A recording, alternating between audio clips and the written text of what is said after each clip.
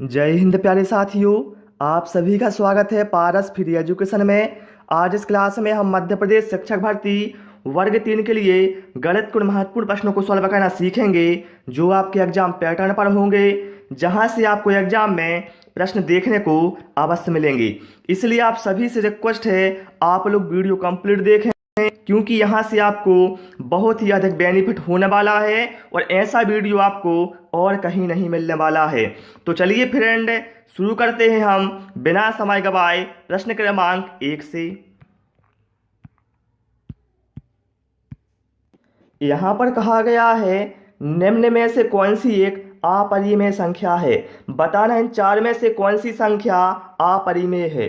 देखिए, आप इस प्रश्न को तभी सॉल्व कर सकते हैं जब आपको पता होगा परिमेय संख्या क्या होती है, अपरिमेय संख्या क्या होती है।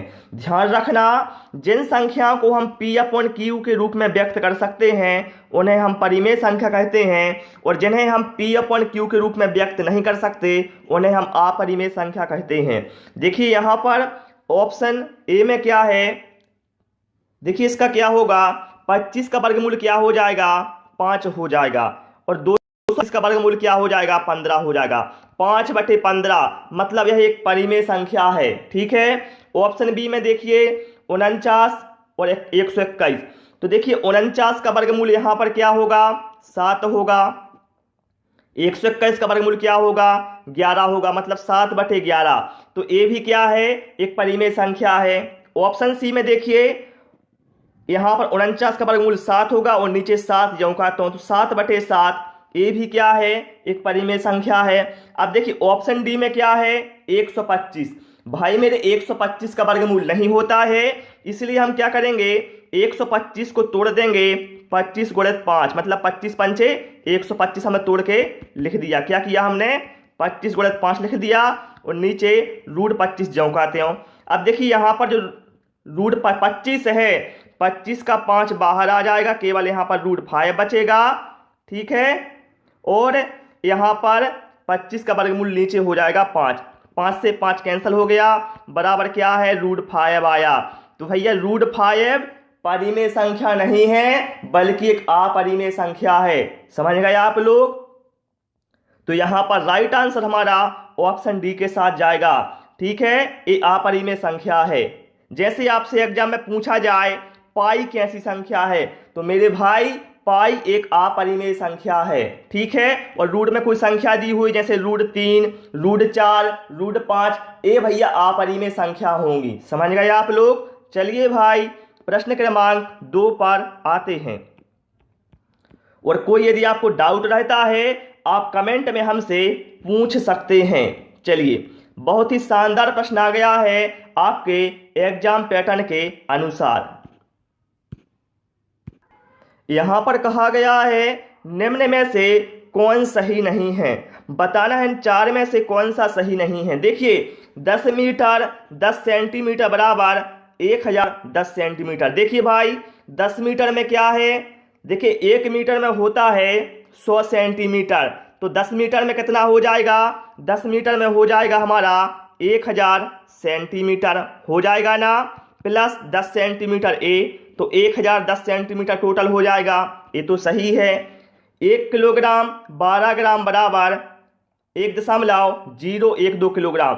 देखिए 1 किलोग्राम बराबर क्या होगा, 1000 ग्राम होगा, प्लस 12 ग्राम ये हो गया, तो हो गया हमारा 1012 ग्राम। इसको हमने किलोग्राम में चेंज किया तो 3 अंकों बाद दशमलव, मतलब ये भी सही है। ठीक है। ऑप्शन सी में देखिए 1 मीट्रिक टन 5 किलोग्राम बराबर 10,005 किलोग्राम। देखिए भाई 1 मीट्रिक टन में होता है 1000 किलोग्राम। क्या है, 1 मीट्रिक टन में 1000 किलोग्राम होता है, प्लस 5 किलोग्राम हो जाएगा 1005 किलोग्राम। लेकिन यहाँ पर क्या है, 10,005 किलोग्राम, तो ये क्या है, ये सही नहीं है। तो ऑप्शन सी हमारे यहाँ पर करेक्ट आंसर हो जाएगा। ठीक है। ऑप्शन डी भी सही है। देखिए 5 घंटे 300 सेकंड बराबर 305 मिनट। देखिए 5 घंटे में क्या है, 1 घंटे में 60 मिनट होता है, तो 5 घंटे में हो जाएगा 300 मिनट। ठीक है। प्लस अब देखिए 300 सेकंड, तो भाई मेरे 60 सेकंड बराबर होता है 1 मिनट, तो 300 सेकंड में हो जाएंगे हमारे 5 मिनट, मतलब टोटल होगा ये 305 मिनट। ठीक है, केवल ऑप्शन सी ही क्या है, सही नहीं है। ओके, चलिए प्रश्न क्रमांक 3 पर आते हैं। और आप सभी से मेरी रिक्वेस्ट है, वीडियो पसंद आए भाई आपको तो वीडियो को लाइक और शेयर अवश्य कर दें।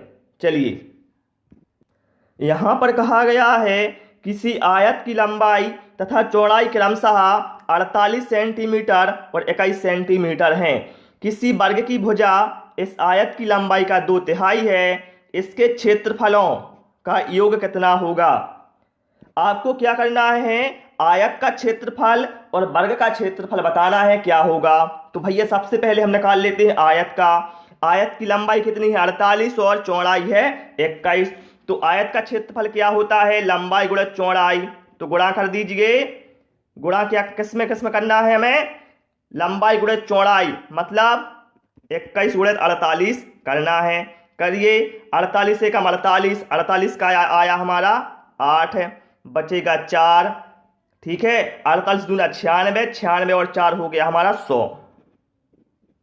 तो 1008 है ये हमारा आयत का क्षेत्रफल आ गया, 1008 वर्ग सेंटीमीटर। अब क्या है, वर्ग का क्षेत्रफल निकालना है, उसके लिए हमें वर्ग की भुजा पता होनी चाहिए। तो यहां कहा गया है वर्ग की भुजा इस आयत की लंबाई का 2/3 है। वर्ग की भुजा क्या है, वर्ग की भुजा है साथियों आयत की लंबाई का 2/3। आयत की लंबाई कितनी है, 48। तो 48 का 2/3 है वर्ग की भुजा। ठीक है, 3 एकम 3, 3 16, 48। हमने 3 से 48 को काट दिया 16 बार, 16 दूना 32, मतलब 32 सेंटीमीटर वर्ग की भुजा आ गई। अब वर्ग का क्षेत्रफल क्या होगा, तो भैया वर्ग का क्षेत्रफल होता है भुजा का वर्ग, मतलब 32 का वर्ग। तो 32 गुणित 32 लिख दो। ठीक है, ये वर्ग का क्षेत्रफल क्या होगा, 32 गुणित 32। गुणा कीजिए, 32 दूना 64, 64 का 4 आया 6, 32 दिया हुआ हमारा 96, 96 और 6, 96 6 हो गया हमारा 102, मतलब 1024 वर्ग का क्षेत्रफल आ गया हमारा, और आयत का आया था 1008 वर्ग सेंटीमीटर।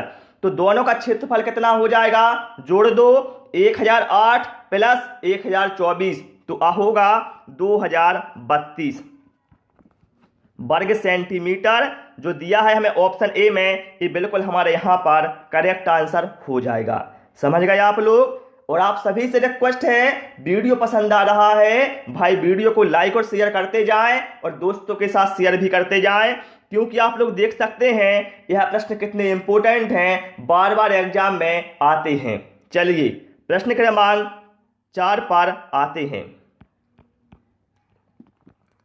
बहुत ही आसान प्रश्न है लेकिन इंपॉर्टेंट है भाई सारे प्रश्न। देखिए, यहां पर कहा गया है यदि x बराबर 8 है तो 5x वर्ग धन x का मान क्या होगा। इसमें आपको कुछ नहीं करना, इसमें केवल x की जगह पर 8 रखना है। तो रखिए 5x वर्ग, तो x की जगह पर 8 रख दो, तो 5x का वर्ग मतलब 8 का वर्ग, धन x मतलब 8। ठीक है, हमने x की जगह पर 8 रख दिया। क्या किया हमने, x की जगह पर 8 रख दिया। यहां पर 5, 8 का वर्ग कितना होगा, 8 का वर्ग होगा 64 धन 8। अब इसको सॉल्व कर दो, 64 गुणित 5 कितना हो जाएगा, देखिए 5 चौका 20, 20 का आया 0, बचा 2, 5 छक्का 30, 30 और 2 32, 320 धन 8। तो 320 धन 8 बराबर हो गया 328। यहां पर राइट आंसर हमारा ऑप्शन ए के साथ जाएगा। ठीक है, चलिए भाई प्रश्न क्रमांक 5 पर आते हैं। और देखिए, आप लोग एक ख्याल अपने दिमाग से बिल्कुल निकाल देना कि गणित हम पर नहीं बनती है या कोई भी प्रश्न कठिन है। कठिन कुछ नहीं होता भाई, आप जिसकी प्रैक्टिस नहीं करोगे वो आपको कठिन लगता है। बाकी ऐसी कोई सवाल नहीं है जिसकी आप कोशिश करें और आप पर ना बने।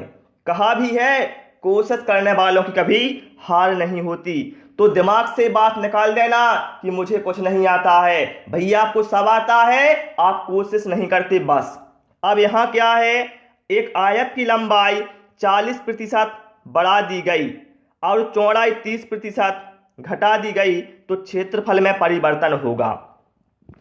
जब भी आपको ऐसा प्रश्न आए आपको करना क्या है, आपको आयत की लंबाई यहां पर 10 मान ली हमने, 10 सेंटीमीटर, और चौड़ाई भी हमने मान ली 10। हमने यहां पर आयत की लंबाई 10 और चौड़ाई 10 क्यों मानी, जिससे हमें यहां पर जो परसेंट है 30% और 40% है, यदि कोई संख्या में 0 होता है तो उसका हम परसेंट आसानी से निकाल सकते हैं। देखिए पहले आयत की लंबाई क्या थी 10 और चौड़ाई थी 10 सेंटीमीटर, ये हमने मान लिया। तो क्षेत्रफल क्या होगा 10 गुणे 10, पहले क्षेत्रफल हमने मान लिया 100 था, ठीक है, 10 गुणे 10 कितना हो गया 100 वर्ग सेंटीमीटर क्षेत्रफल था। अब जो यहां पर कहा गया है आयत की लंबाई 40% बढ़ा दी गई, भैया लंबाई पहले 10 सेंटीमीटर थी, बाद में 40% बढ़ा दी गई, मतलब 10 की जगह कितनी हो गई लंबाई 14 हो गई, और चौड़ाई 30% घटा दी गई। भाई मेरे चौड़ाई पहले 10 सेंटीमीटर थी तो चौड़ाई घटाकर 30% कम कर दी गई, मतलब 7 सेंटीमीटर बची। अब क्या करो, ये हो गई भाई हमारी पहली कंडीशन, ये हो गई हमारी दूसरी कंडीशन। अब दूसरी कंडीशन में क्षेत्रफल कितना होगा 14 सत्ते 98, 98 वर्ग सेंटीमीटर। अब यहां पर देखिए क्षेत्रफल में क्या परिवर्तन हुआ है। देखिए पहली कंडीशन में हमारा क्षेत्रफल 100 वर्ग सेंटीमीटर था और दूसरी कंडीशन में है हमारा 98 वर्ग सेंटीमीटर। तो सीधा स्पष्ट हो रहा है 100 से 98 हुआ है, मतलब 2% की क्षेत्रफल में कमी आई है। यहां पर राइट आंसर हमारा ऑप्शन डी के साथ जाएगा। देखा कितना आसान है, आपका कॉन्सेप्ट क्लियर होगा भाई। कोई ऐसा प्रश्न एग्जाम में नहीं मिलेगा जिसे आप नहीं कर पाएंगे।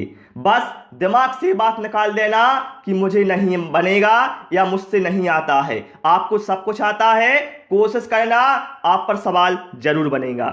चलिए प्रश्न क्रमांक 6 पर आते हैं। क्योंकि एग्जाम में कभी कभी ऐसा भी होता है, पहले हमें लगता है ये प्रश्न हमसे नहीं बनेगा, लेकिन जब उसे हम करना शुरू करते हैं तो प्रश्न हमसे बन जाता है। ठीक है, चलिए प्रश्न क्रमांक 6 में देखिए क्या कहा गया है। सायं 3:21 से 5 घंटे 28 मिनट पहले समय क्या था। बताना है शाम 3:21 से 5 घंटे 28 मिनट पहले समय क्या था। तो कुछ नहीं करना, आपको क्या करना है मेरे भाई, 3:21 जो लिखा है इसमें से घटाना है 5 घंटे 28 मिनट को घटा दीजिए। अब देखिए यहां पर ऊपर की संख्या छोटी है, नीचे की संख्या बड़ी है। मैं आपको बता चुका हूं यदि ऐसी कंडीशन बनती है तो आपको ऊपर वाली संख्या में 12 जोड़ना होता है। तो इसमें हम 12 जोड़ देंगे, तो 3 में 12 जोड़ेंगे तो हो जाएगा 15 और 21 ज्यों का त्यों। अब यहां पर क्या है, नीचे वाली संख्या ज्यों की त्यों रहेगी 5 28। अब देखिए 15 में से 5 घंटे तो घट सकते हैं, लेकिन यहां पर 21 मिनट, यहां पर 28 मिनट। तो हम क्या करेंगे, जो यहां पर 15 है 15 में से हम 1 घंटे उधार ले लेंगे और यहां पर मिनट में उसे जोड़ देंगे। देखिए 15 में से हमने 1 घंटे उधार लिया तो बचेगा यहां पर 14 घंटे। ठीक है, हमने 1 घंटे उधार लिया था, 1 घंटे का मतलब क्या हुआ 60 मिनट है, तो 60 मिनट को हम 21 में जोड़ देंगे तो यहां पर हो जाएगा 60 और 21 हो जाएगा हमारा 81। बात वही है, हमने अपनी सुविधा के लिए कर लिया है जिससे हमें आसानी हो। बस 14 81 में से आप घटा दो 5 28 को। मैं बता चुका हूं आपको कि आपको मिनट में से मिनट घटाना है और घंटे में से घंटे घटाना है।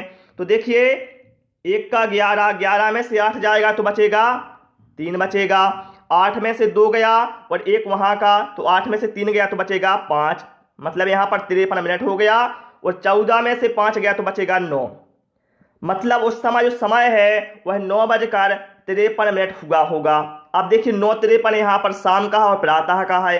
भैया शाम 3:21 से 5 घंटे पहले क्या हुआ होगा, तो भैया प्रातः की बात होगी, है ना। तो यहां पर राइट आंसर हमारा ऑप्शन डी के साथ जाएगा। समझ गए आप लोग। कोई डाउट रहता है किसी को भी कमेंट में आप पूछ सकते हैं, ठीक है। चलिए प्रश्न क्रमांक 7 पर आते हैं।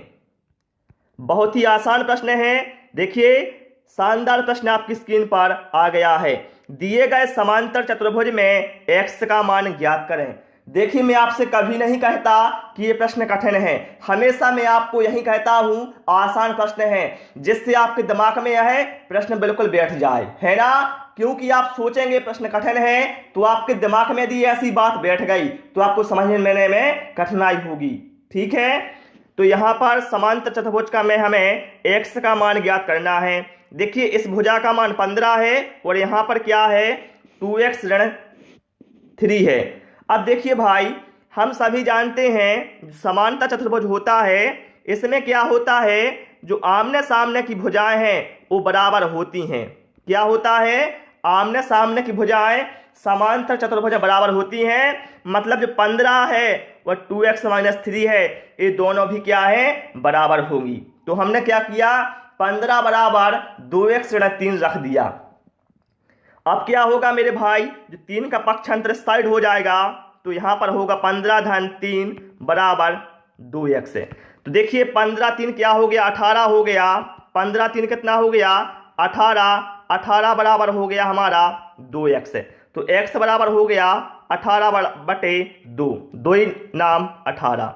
तो x का मान हमारे पास 9 आ गया, जो हमें यहाँ पर ऑप्शन सी में दिया है ये बिल्कुल हमारा करेक्ट आंसर हो जाएगा, ठीक है। चलिए तो फ्रेंड इस क्लास में केवल हमने 7 क्वेश्चन ही इंक्लूड किए थे, जो कि मैंने आपको आसान भाषा में व्याख्या से समझा दिए हैं। क्लास कैसी लगी, कोई डाउट है या कोई सुझाव है आप कमेंट में बता सकते हैं। क्लास पसंद आए वो सभी से रिक्वेस्ट है वीडियो को लाइक करें, दोस्तों के साथ शेयर करें और नए नए वीडियो पाने के लिए चैनल को सब्सक्राइब करें। Thanks for watching this video.